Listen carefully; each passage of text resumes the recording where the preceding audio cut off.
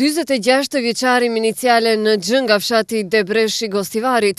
Dje rreth orës 3 ka denoncuar një vjedhje të rëndë e cila ka ndodhur në periudhën kohore mes datës 10 dhe 13 të këtij muaji në magazinën e dyqanit të tij për autopjesë, i gjendur në shtëpinë e një qytetari tjetër të këtij fshati. Deri më tani persona të panjohur përmes dritares së anës tjetër të objektit kanë hyrë në magazinë dhe kanë marrë 40 goma për vetura si dhe 16 disje për Mercedes, duke përvetësuar në mënyrë të palishme një përfitim prej 240.000 denarve. Pak para se të denoncohet kjo vjedhje, hajdutët janë dëgjuar nga komshiu si dhe me siguri duke ikur në drejtim të panjohur. Në oborin para magazinës kanë lënë 4 kuti kartoni me disje, si dhe një shat. Është kryer hetim në vendin e ngjarjes dhe pak më vonë është arrestuar 30 vjeçari me iniciale BB nga Çegrani, për të cilin dyshohet se është kryerësi kësaj vjedhje të rëndë.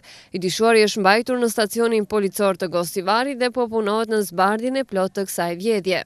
Dje rreth orës 2:30 është denoncuar një shpërthim zjarri në hapësirat pranë bodrumit të shtëpisë 48 vjeçarit me iniciale SR nga Dobërdolli i Gostivarit.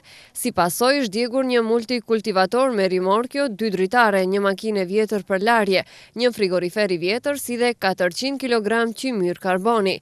Me intervenim të zjarrfiksëve të Gostivarit në orën 3 zjarri është lokalizuar. Pas kryerjes së hetimeve po vërtetohet shkaku i këtij zjarri, në të cilin dëmi shkaktuar material vlerësohet të jetë rreth 180.000 denar. Mbrëm rreth orës 22 në rrugën magjistrale Gostivar-Kërqov, një veturë e tipit Honda Civic me targa të Gostivarit, e drejtuar nga 32 vjeçari me iniciale DA nga Raveni, ka humbur kontrollin mbi automjetin dhe si pasojë ka dalë nga rruga ku ka përfunduar në një fushë aty pranë.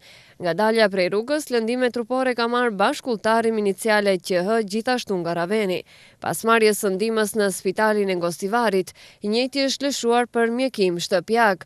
Është kryer hetim dhe po vërtetohet shkaku dhe të gjitha detajet tjera që ndërlidhen me aksidentin në fjalë. Fillimisht si shkak është mospërshtatje shpejtësisë me kushtet e rrugës, gjëgjësisht vozitje e shpejtë, përderisa dëmi material vlerësohet të jetë rreth 30.000 denar.